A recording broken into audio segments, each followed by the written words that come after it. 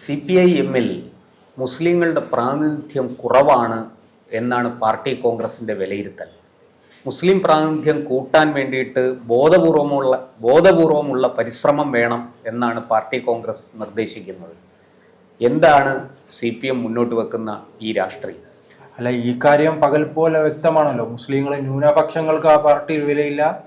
അതോടൊപ്പം തന്നെ പിന്നോക്ക വിഭാഗത്തിനും നമുക്കറിയാമല്ലോ, അവരുടെ PV-യിലും സംസ്ഥാന കമ്മിറ്റിയിലും ഒക്കെ ദളിതുകൾ ഉണ്ട്, പിന്നോക്ക വിഭാഗത്തിലുള്ളവരുണ്ടെന്നത് വ്യക്തമാണ്. പക്ഷെ ഇതിൽ ഇപ്പോൾ കൃത്യമായി തന്നെ അവർ രേഖ ചൂണ്ടിക്കാട്ടിയാണ് പറയുന്നത്. എന്നാലും ഈ പിന്നോക്ക വിഭാഗത്തെ കുറിച്ചല്ല അവരുടെ ചിന്താഗതി. എല്ലാ കാലത്തും അംബേദ്കറിനെയും ഉയർത്തിപ്പിടിച്ച് അയ്യങ്കാളിയും ഉയർത്തിപ്പിടിച്ച് അങ്ങനെയുള്ള പല പിന്നോക്ക നേതാക്കളെയും, പട്ടികജാതിക്കാരുടെ വോട്ടാണ് അവരെ ഒരു കാലത്ത് വളരെയധികം സ്വാധീനിച്ചിരുന്നത്. അത് നേടിയെടുക്കാൻ അവർക്ക് സാധിച്ചിരുന്നു എന്നുള്ളത് ഒരു സത്യമാണ്. ഈ അംബേദ്കറിന്റെ ആൾക്കാരെയും അതോടൊപ്പം തന്നെ അയ്യങ്കാളിയുടെ ആൾക്കാരെയും അവർക്ക് വോട്ടിന് മാത്രം മതി, അല്ലാതെ പ്രവർത്തനത്തിലും പ്രധാനപ്പെട്ട ചുമതലയിലൊന്നും കൊണ്ടുവരില്ല. അത് വ്യക്തമാണ്. ഇപ്പോൾ അതിന് സമാനമായ രീതിയിൽ തന്നെയാണ് മുസ്ലിങ്ങളെ കാര്യങ്ങളും ഈ കരട് രേഖയിൽ വ്യക്തമാക്കുന്നത്. ഡൽഹി ഒഴികെ മറ്റെല്ലായിടങ്ങളിലും CPM-ൽ മുസ്ലിം പ്രാതിനിധ്യം വളരെ കുറവാണെന്നാണ് ഈ പാർട്ടി രേഖ പറയുന്നത്. ഒരു സംശയം, ഈ ഡൽഹി ഒഴികെ എന്ന് പറഞ്ഞാൽ ഈ പാർട്ടിക്ക് കേരളത്തിലല്ലാതെ വേറെ എവിടെയാണ് സ്വാധീനമുള്ളത്? ഏതെങ്കിലും ഒരു സംസ്ഥാനത്ത് ഡൽഹിയിൽ തികച്ച 50 പേരെ എടുക്കാൻ ഈ പാർട്ടിക്ക് ഉണ്ടോ? അല്ല, പറയാം, 50-ന്റെ കണക്ക് പറയില്ല. കഴിഞ്ഞ തെരഞ്ഞെടുപ്പിൽ 340 സീറ്റ് അവർക്ക് ലഭിച്ചിട്ടുണ്ട്. കാരണം കോടിക്കണക്കിന് ജനങ്ങൾ തിങ്ങിപ്പാർക്കുന്ന സ്ഥലത്ത് 340 സീറ്റ് വാങ്ങിയതിലായിരിക്കും ഈ മുസ്ലിമിന്റെ കണക്കെടുത്തത്. കാരണം അവർക്ക് പ്രാധാന്യമുള്ള കേരളത്തിൽ നിന്നും PV അൻവറിനെ ഉൾപ്പെടെ ചവിട്ടി പുറത്താക്കുന്ന ഒരു അവസ്ഥ നാം കണ്ടിട്ടുണ്ട്. പക്ഷെ അതിൽ എന്തായാലും തുടക്കം സൂചിപ്പിച്ചതുപോലെ തന്നെ അവർ വ്യക്തമായി തന്നെ ഇനി മുസ്ലിം പ്രാതിനിധ്യം കൂട്ടുവാനുള്ള ശ്രമമാണോ നടക്കുന്നതെന്ന് നാം സംശയിക്കേണ്ടിരിക്കും. പക്ഷെ അതിന് മുൻപേ തന്നെ കേരളത്തിൽ അത്തരം പരിപാടികളുമായെല്ലാം രംഗത്ത് വരുന്നു. ലോക്സഭാ തെരഞ്ഞെടുപ്പിന് മുമ്പിൽ ഗാസ പ്രേമവും അതോടൊപ്പം തന്നെ മറ്റു ന്യൂനപക്ഷ പ്രേമവുമെല്ലാം രംഗത്ത് വന്നെങ്കിലും അതിനുശേഷം ഈ മുസ്ലിം പ്രീണനം വർദ്ധിച്ചതെന്ന് ജനങ്ങൾ തിരിച്ചറിഞ്ഞതോടുകൂടി തന്നെ ഭൂരിപക്ഷവും ക്രൈസ്തവ ന്യൂനപക്ഷവും അവരെ പൂർണ്ണമായി തന്നെ കൈവിടുന്ന ഒരു അവസ്ഥ ഉണ്ടായിട്ടുണ്ട്.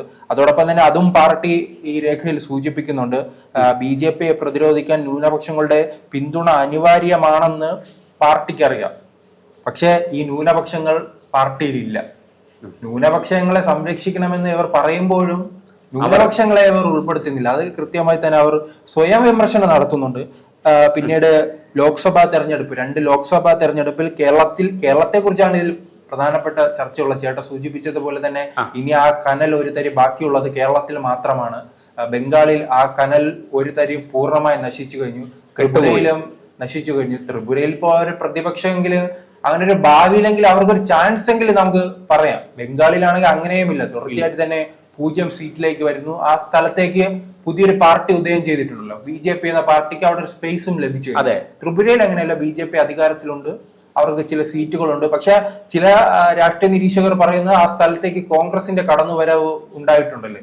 അതോടൊപ്പം തന്നെ മണിക് സർക്കാർ, ത്രിപുരയിലെ മുഖ്യമന്ത്രിയായിരുന്ന മണിക് സർക്കാരിന്റെ ഒരു പച്ചയിലാണ് ഇപ്പോഴും അവിടെ CPM പേരിനെങ്കിലും അവശേഷിക്കുന്നത്. അപ്പോൾ അവിടെ ഈ ബുദ്ധിമുട്ടുകളുണ്ട്. അങ്ങനെ BJP എതിർക്കുന്നത് CPM മുന്നിലാണെന്ന പ്രചരണം നടത്തിയിട്ട് പോലും ഈ 2 തെരഞ്ഞെടുപ്പുകളിലും 2 ലോക്സഭാ തെരഞ്ഞെടുപ്പുകളിലും കേരളം ഉൾപ്പെടെയുള്ള സംസ്ഥാനങ്ങളിൽ മുസ്ലിങ്ങൾ ന്യൂനപക്ഷങ്ങൾ കൂടെ നിന്നില്ലെന്ന ഒരു വിഷമപ്പെടുത്തുന്ന ഒരു കാര്യവും അവർ സ്വയം വിമർശനത്തിന്റെ ഫലമായി നടക്കുന്നതുകൊണ്ട് അത് നാം കണ്ടതാണ്. വർഷങ്ങളായി തന്നെ മലപ്പുറവും അതിന് സമീപത്തെ പല സീറ്റുകൾക്കും UDF-ന് സ്വന്തമാണ്. ഇപ്പോൾ മുസ്ലിം ലീഗിന് സ്വന്തമാണ്. പിന്നീട് ഇപ്പോൾ ന്യൂനപക്ഷങ്ങൾ തിങ്ങിപ്പാർക്കുന്ന മറ്റ് സ്ഥലങ്ങളുണ്ട്. ഇപ്പൊ കാസർഗോഡായാലും കണ്ണൂരായാലും ആ സ്ഥലങ്ങളിലെല്ലാം, വയനാട്, കോൺഗ്രസ് ആണ് വിജയിച്ചു വരുന്നത്. ആ സ്ഥലങ്ങളിൽ പ്രത്യേകിച്ച് കണ്ണൂരിലെല്ലാം പാർട്ടിക്ക് സ്വാധീനമുള്ള മേഖലകളിൽ അതിനെ തകിടം മറിക്കുന്ന ഒരു മത ധ്രുവീകരണമാണ് സംഭവിക്കുന്നത്. UDF-ന് വേണ്ടി ഉണ്ടായിക്കൊണ്ടിരിക്കുന്നത്. അതെല്ലാം പാർട്ടിയെ വലിയ രീതിയിൽ പ്രതിസന്ധിയാക്കുന്നുണ്ട്. അതുകൊണ്ടായിരിക്കും ഇനി മുസ്ലിങ്ങളെ കേന്ദ്രീകരിച്ച് പാർട്ടിയിൽ കൂടുതൽ കൊണ്ടുവരാനുള്ള ശ്രമം നടത്തണമെന്നെല്ലാം ഈ പാർട്ടി കൂടുതൽ പ്രാതിനിധ്യം കൊടുക്കുക, കൂടുതൽ അവസരങ്ങൾ കൊടുക്കുക, അവരെ പ്രധാന സ്ഥാനങ്ങളിലേക്ക് കൊണ്ടുവരിക, ഇതൊക്കെ പാർട്ടിയുടെ ചില നയങ്ങളായിട്ട് ഏറെക്കാലമായിട്ട്. ഇതൊരു മറ്റൊരു കാര്യം സംശയിക്കേണ്ടിയിരിക്കുന്നു. ഇത് ഈ ചർച്ചയ്ക്ക് പിന്നിൽ പിണറായി വിജയനാണോ എന്ന് സംശയിക്കേണ്ടിയിരിക്കുന്നു. കാരണം മരുമകൻ ഇവിടെ മുഖ്യമന്ത്രി വേണ്ടിയുള്ള തയ്യാറെടുപ്പുകൾ നടത്തുന്നുണ്ടല്ലോ. അങ്ങനെയാണെങ്കിൽ ഈ പാർട്ടി അങ്ങനെയാണല്ലോ, സംസ്ഥാന ഇനി ഒരു സമ്മേളനത്തിൽ തീരുമാനിക്കുന്നതാണല്ലോ മുന്നോട്ടുള്ള. അതെ അതെ, അടുത്ത 3 വർഷത്തേക്കുള്ള അജണ്ടകളൊക്കെ തീരുമാനിക്കുക. അങ്ങനെ ഒരു പ്രത്യേക അജണ്ട കൊണ്ടുവരികയാണ്. നമ്മുടെ പാർട്ടിയിൽ ന്യൂനപക്ഷങ്ങൾക്ക് സ്വാധീനക്കുറവുണ്ട്, മുസ്ലിങ്ങളെ വലിയ രീതിയിൽ പരിഗണിക്കുന്നില്ല.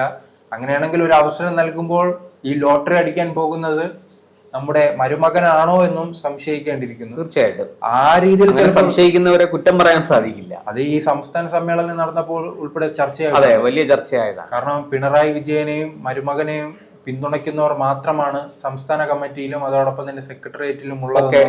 ഇതും ഭാവിയിലേക്കുള്ള ഒരു ചവിട്ടുപടിയാണ് മരുമകന് വേണ്ടി പിണറായി വിജയൻ ഇട്ടിരിക്കുന്നതെന്നല്ല ഉള്ള ചർച്ചകൾ ഉയർന്നു. അത്തരത്തിലുള്ള ആക്ഷേപങ്ങളൊക്കെ ഒരുപാട് ഉയർന്നിട്ടുണ്ട്. എന്തായാലും ന്യൂനപക്ഷങ്ങളുമായി ബന്ധപ്പെട്ട് ന്യൂനപക്ഷങ്ങൾ ഇപ്പോൾ എന്ത് പറഞ്ഞാലും വലിയ രീതിയിൽ കോൺഗ്രസിന് പിന്നിലാണ് അണിനിരക്കുന്നത്. അത് ഈ 2024 തെരഞ്ഞെടുപ്പിൽ നമ്മൾ കണ്ടതാണ്. കോൺഗ്രസിന് ഈ 99 സീറ്റുകൾ കിട്ടാനുള്ള കാരണം തന്നെ ഇന്ത്യയിലെമ്പാടും അവർ പ്രത്യേകിച്ചും മുസ്ലിം കമ്മ്യൂണിറ്റി വലിയ തോതിൽ കോൺഗ്രസിനെ പിന്തുണയ്ക്കുന്ന ഒരു കാഴ്ച നമ്മൾ കണ്ടു. അവർ BJP പരിപൂർണമായിട്ടും ഒഴിവാക്കിക്കൊണ്ട് കോൺഗ്രസിന്റെ പിന്നിൽ അണിനിരക്കുകയായിരുന്നു. അത് കോൺഗ്രസിന് ഒരു മുതൽക്കൂട്ടായി. കോൺഗ്രസിന് മാത്രമല്ല, SP, സമാജ്വാദി പാർട്ടി പോലെയുള്ള പാർട്ടികൾക്കും അതിന്റെ നേട്ടമുണ്ടായി. ബംഗാളിൽ മമതയ്ക്ക് അതിന്റെ നേട്ടമുണ്ടായി, തമിഴ്നാട്ടിൽ സ്റ്റാലിൻ അതിന്റെ നേട്ടമുണ്ടായി. പക്ഷേ കേരളത്തിൽ അവർ പരിപൂർണമായിട്ടും കോൺഗ്രസിനെ UDF-നെയാണ് പിന്തുണച്ചത്. അതുകൊണ്ട് തന്നെ LDF-നും CPM-നും പുറകിലേക്ക് പോകേണ്ടി വന്നു. കേവലം ഒരു സീറ്റിലാണ് അവർക്ക് വിജയിക്കാനായത്. കേവലം ഒരു സീറ്റ് വിജയിക്കുകയും പിന്നീട് തമിഴ്നാട്ടിൽ 2 സീറ്റ് സ്റ്റാലിന്റെ മറ്റ് സ്ഥലങ്ങളിൽ നിന്നെല്ലാം, പിന്നീട് രാജസ്ഥാനിൽ ആകെ 4 സീറ്റ് മാത്രമാണുള്ളത്. 4 സീറ്റ് നേടിയാലും അവർ വലിയ ചർച്ചകളെല്ലാം വലിയ രീതിയിൽ കൊണ്ടുപോകുന്നത്. മുസ്ലിങ്ങളുടെ പിന്തുണയോടുകൂടി ഇനി ഇന്ത്യയിൽ തന്നെ അവർ ഭരണത്തിൽ വരുമോ എന്ന് സംശയിക്കേണ്ടിയിരിക്കുന്നു. ആ തരത്തിലുള്ള ചർച്ചകളാണ് മുന്നോട്ട് പോകുന്നത്.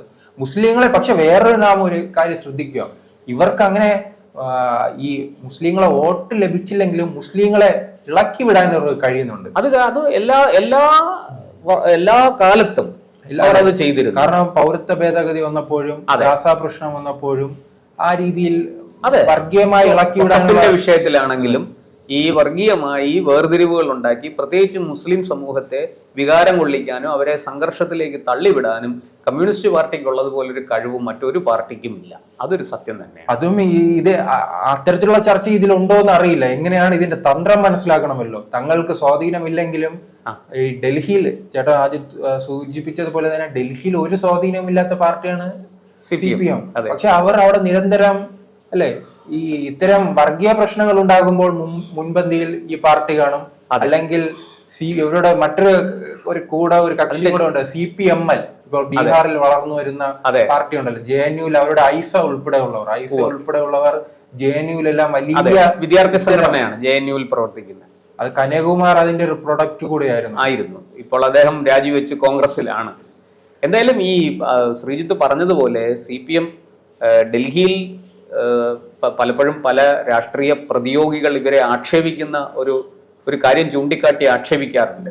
നിങ്ങളുടെ ഈ പ്രകാശ് കാരാട്ടിനും മരിച്ചുപോയ സീതാറാം യെച്ചൂരിക്കും ഒക്കെ വോട്ട് ചെയ്യണമെങ്കിൽ അത് കൈപ്പത്തി ചിഹ്നത്തിലേ സാധിക്കുള്ളൂ, അല്ലെങ്കിൽ മറ്റേതെങ്കിലും ഒരു ചിഹ്നത്തിലേ സാധിക്കുള്ളൂ. നിങ്ങളുടെ സ്വന്തം ചിഹ്നത്തിൽ ഡൽഹിയിൽ വോട്ട് ചെയ്യാൻ നിങ്ങൾക്ക് സാധിക്കില്ല എന്ന് പറഞ്ഞ് ആക്ഷേപിക്കാറുണ്ട്. കാരണം അവിടെ ഒന്നും CPM സ്ഥാനാർത്ഥി പോലും ഉണ്ടാകാറില്ല. അതോടൊപ്പം തന്നെ ഇപ്പോൾ രാഹുൽ ഗാന്ധിക്കും അങ്ങനെ ഒരു കെണി വന്നിട്ടുണ്ടല്ലോ അല്ലേ. കഴിഞ്ഞ ലോക്സഭാ തെരഞ്ഞെടുപ്പ് കാലത്ത് AAP-യുടെ സ്ഥാനാർത്ഥിക്ക് വേണ്ടി വോട്ടിടേണ്ടി വന്നിട്ടുണ്ട്. അതെ, ആ രീതിയിൽ എന്തായാലും ഇന്ത്യൻ രാഷ്ട്രീയം പൂർണ്ണമായി തന്നെ മാറുകയാണ്. മുസ്ലിങ്ങളുടെ പ്രാതിനിധ്യം അവർ തന്നെ തുറന്നു പറയുകയാണ് കുറവെന്ന്. അങ്ങനെ അവർ കുറവായാലും കൂട്ടിയാലും ആ പാർട്ടിക്ക് എന്തായാലും അതിന്റെ ഒരു അവസാന ഘട്ടത്തിലേക്ക് പോവുകയാണ്. ഇനി കേരളത്തിൽ കൂടെ ആ മാറ്റം എന്തായാലും സ്വാഭാവികമായി ഉണ്ടാകുന്നു.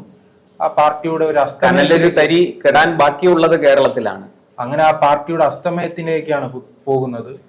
എന്തായാലും വരും ദിവസങ്ങളിൽ അവർ മാസങ്ങളിലല്ല ഇതുമായി ബന്ധപ്പെട്ട പ്രവർത്തനങ്ങളുമായിരിക്കും ഇവർ. വരുന്ന 6 മാസം കഴിഞ്ഞാൽ തദ്ദേശ തെരഞ്ഞെടുപ്പാണ്. അത് കഴിഞ്ഞാൽ 3 മാസം കഴിഞ്ഞാൽ നിയമസഭാ തെരഞ്ഞെടുപ്പായി. നമുക്ക് ഒരുപാടൊന്നും കാത്തിരിക്കേണ്ടി വരില്ല ഇതിന്റെ സത്യാവസ്ഥ എന്താണെന്ന് മനസ്സിലാക്കാൻ.